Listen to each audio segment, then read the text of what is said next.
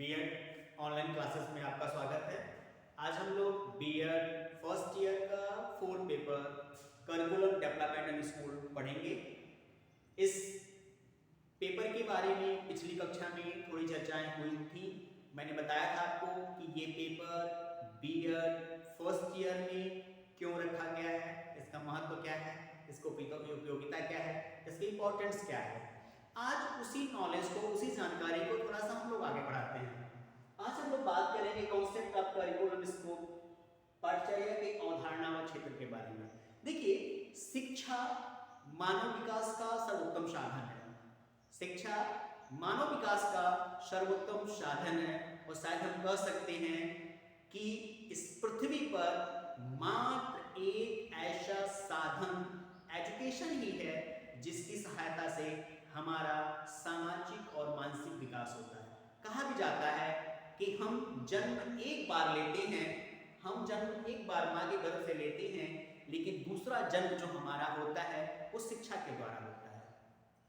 हम जब इस पृथ्वी पे आते हैं तो समान बालक के रूप में पैदा होते हैं, लेकिन जब हम शिक्षा की व्यवस्था में शामिल होते हैं तो हमारा दूसरा जन्म प्रारंभ होता है। देखिए, शिक्षा की हम बात करें तो समय समय पे शिक्षा का जो महत्व है वो बदलता रहता है। समय समय पे शिक्षा का महत्व बदलता रहता है। प्राचीन समय की हम बात करें, तो प्राचीन समय में कह सकते हैं कि शिक्षा का जो महत्व था वो था व्यक्ति का नैतिक विकास करना, और उसी के हिसाब से हमारी पाठचर्या निर्धारित होती थी।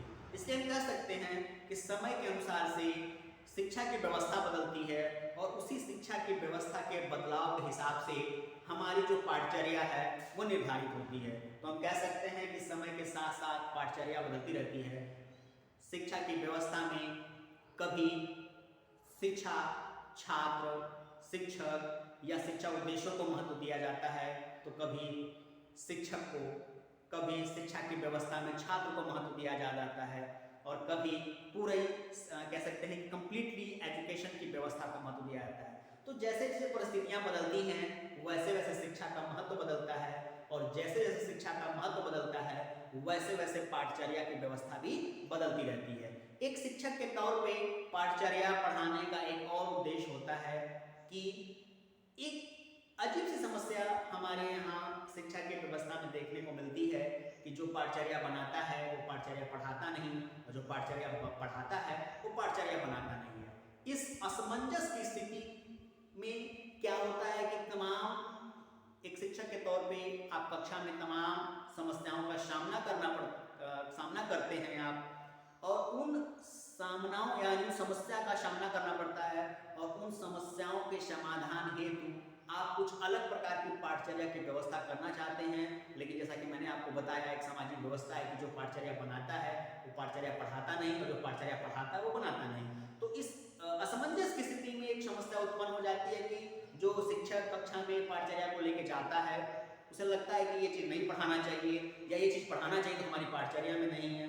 तो इस तमाम असमंजस की समस्याओं के समाधान हेतु आपको ये पेपर पढ़ाया जाता है कि यदि आप एक शिक्षक के तौर पे, यदि आपको कभी भविष्य में पाठचर्या को बनाने का मौका मिलता है तो आप उस पाठचर्या के महत्व को समझेंगे और उसके महत्व को समझते हुए एक बेहतर अच्छी पाठचर्या बना के प्रस्तुत करेंगे।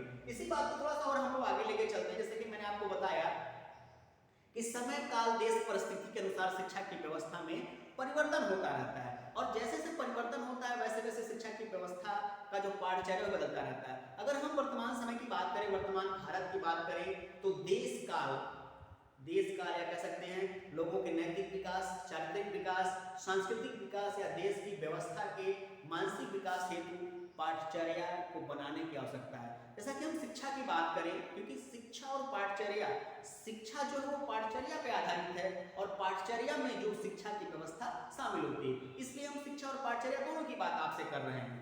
एक बात और जानने वाली विशेष बात है, जैसा कि देखिए जो शिक्षा है वो 3 लोगों के इर्द गिर्द घूमता रहता है। इसीलिए प्रसिद्ध शिक्षाविद जॉन डीवी ने शिक्षा को त्रिआयामी प्रक्रिया कहा है। शिक्षा को त्रिआयामी प्रक्रिया कहा है क्योंकि इसी प्रक्रिया पे, इसी शिक्षा की व्यवस्था पे जो हमारी पाठचर्या है वो आधारित होती है, जो हमारी पाठचर्या वो आधारित होती है। इसीलिए जॉन डीवी ने, प्रसिद्ध शिक्षाविद जॉन डीवी ने शिक्षा को त्रिआयामी प्रक्रिया किया है। अब जिस शिक्षा की हम बात करते हैं, देखिए जैसा कि मैंने अभी आपको बताया कि देश काल परिस्थिति के अनुसार शिक्षा की व्यवस्था बदलती रहती है। वर्तमान की बात करें तो वर्तमान में देश में देशभक्ति, शैक्षिक व्यवस्था, सामाजिक व्यवस्था को बनाए रखने हेतु शिक्षा की व्यवस्था अधिक से अधिक आज के समय महत्वपूर्ण हो गई है। अगर हम शिक्षा के क्रम की बात करें तो शिक्षा दो प्रकार की होती है, एक औपचारिक शिक्षा होती है, एक अनौपचारिक होती है। औपचारिक शिक्षा की हम बात करें तो जो औपचारिक शिक्षा है, औपचारिक शिक्षा हमारी जो एक स्थान पे एक पाठचर्या के माध्यम से, एक सीमित क्षेत्र के माध्यम से हमें प्रदान की जाए, वो हमारी शिक्षा जो होती है वो औपचारिक शिक्षा होती है। लेकिन इस शिक्षा के अलावा भी, जैसे कक्षा में बालक बैठ के पढ़ता है, शिक्षक पढ़ाता है, पाठचर्या को लेकर वो कक्षा में पहुंचता है, बच्चों के बीच में अपने ज्ञान विज्ञान को प्रस्तुत करता है, ये तमाम जो व्यवस्थाएं हैं वो औपचारिक शिक्षा के केंद्र बिंदु में आती हैं। लेकिन कक्षा के बाहर भी बालक का शारीरिक और मानसिक विकास होता है। ये शारीरिक विकास और मानसिक विकास जो होता है वो अनौपचारिक शिक्षा के माध्यम से होता है, जो शिक्षा का दूसरा पक्ष है, जो शिक्षा का दूसरा पक्ष है। जैसे कि तमाम बातें, वे बातें जो समाज में पहले से प्रचलित चली आ रही हैं, तमाम बातें जो समाज में पहले से प्रचलित चली आ रही हैं, जिसमें हम लोग बताते हैं छात्र छात्राओं को कि ऐसा कार्य करने से ये होता है, इस प्रकार की व्यवस्था को बनाए रखने से ये होता है, यदि हम ऐसा करेंगे तो हमें ऐसा कुछ प्राप्त होगा। ये जो ज्ञान की बातें हैं, या हम अपने घरों में अपने माँ बाप के द्वारा, अपने भाई बहनों के द्वारा, समाज में गुरुजनों के द्वारा, या कक्षा के बाहर प्रिंसिपल के द्वारा, तमाम दीवारों पर लिखे गए स्लोगन के द्वारा, ये तमाम जो सूचनाएं हमें मिलती हैं, जिनसे हमें ज्ञान भी प्राप्त होता है, इस ज्ञान की व्यवस्था को हम अनौपचारिक शिक्षा की व्यवस्था में रखते हैं। एक चीज और मैं थोड़ा बताना चाह रहा था आपको कि देखिए जो शिक्षा की व्यवस्था है, इस पे तमाम मनोवैज्ञानिकों ने अपने अपने विचार प्रस्तुत किए हैं। इन विचारों की अगर हम बात करें, इन विचारों की अवधारणाओं की हम लोग बात करें, तो ये पता चलता है कि जैसे मैंने अभी आपको बताया कि प्रसिद्ध शिक्षाविद जॉन डीवी ने कहा था कि जो शिक्षा है वो त्रिआयामी प्रक्रिया है, जो शिक्षा है वो त्रिआयामी प्रक्रिया है, जिसमें जॉन डीवी जो है, जॉन डीवी ने कहा था जो शिक्षा है वो त्रिआयामी प्रक्रिया है, जो त्रिआयामी प्रक्रिया है। इसमें क्या होता है,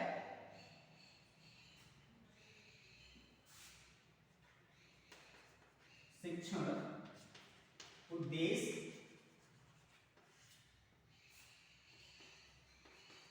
शिक्षण पद्धतियां, और तीसरा जो होता है हमारा 1, 2 और 3, जो तीसरा हमारा होता है वो होता है पाठचर्या। देखिए जॉन डीवी ने इसे त्रिआयामी प्रक्रिया कहा है, इसीलिए इसे त्रिआयामी प्रक्रिया कहा है। शिक्षण उद्देश्य, शिक्षण पद्धतियां और पाठचर्या, ये पूरी जो व्यवस्था बनती है उसे हम कहते हैं शिक्षा। और इसका आधार क्या होता है, शिक्षण उद्देश्य, शिक्षा कहते हैं, एजुकेशन कहते हैं। ये पूरा का पूरा त्रिआयामी प्रक्रिया जो है, इसमें क्या होता है कि जो पहला शिक्षण उद्देश्य, हम किसी भी पाठ्य वस्तु को कक्षा में लेकर जब बच्चों के बीच में पहुंचते हैं, जाते हैं, तो हम उस विषय वस्तु के पीछे, कक्षा में ले जाने के पीछे हमारा एक उद्देश्य होता है, एम होता है। वो एम बहुत महत्वपूर्ण होता है, उस एम को लेकर हम कक्षा में पहुंचते हैं, और वो एम जो होता है वो कैसे बच्चों के बीच में रखा जाए, इसके लिए कुछ मेथड्स होते हैं, कुछ पद्धतियां होती हैं कि कैसे कैसे हम इसको रखेंगे। और ये पूरी की पूरी व्यवस्था, ध्यान दीजिएगा, ये पूरी की पूरी जो व्यवस्था चलती है वो इसी पाठचर्या पर आधारित होती है। इसीलिए जॉन डीवी ने शिक्षा की प्रक्रिया को त्रिआयामी प्रक्रिया कहा था, त्रिआयामी प्रक्रिया। यही प्रोफेसर हॉर्न भी है, यही प्रोफेसर हॉर्न है। प्रोफेसर हॉर्न ने शिक्षा प्रक्रिया को, प्रोफेसर हॉर्न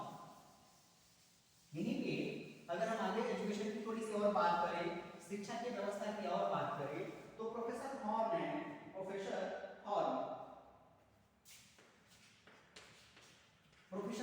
है, उन्होंने शिक्षा की व्यवस्था को 4 बिंदुओं के माध्यम से बताने का प्रयास किया था। 1, 2, 3, 4।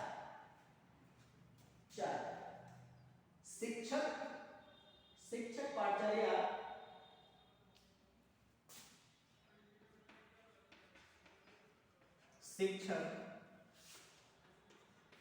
पाठचर्या वातावरण, शिक्षक पाठचर्या वातावरण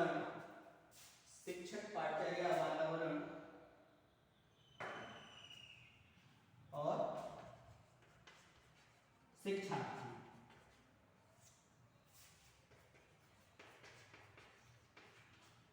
प्रोफेसर हॉर्न ने कहा है कि शिक्षण की व्यवस्था को यदि हम बनाए रखना चाहते हैं, यदि कक्षा में हम पढ़ाना चाहते हैं, किसी बच्चे के बीच में ज्ञान विज्ञान प्रस्तुत करना चाहते हैं, तो हमें इन 4 बिंदुओं की आवश्यकता पड़ेगी। सबसे पहले आवश्यकता पड़ेगी शिक्षक की, जो कि ज्ञान विज्ञान को लेकर कक्षा में प्रस्तुत हो सके।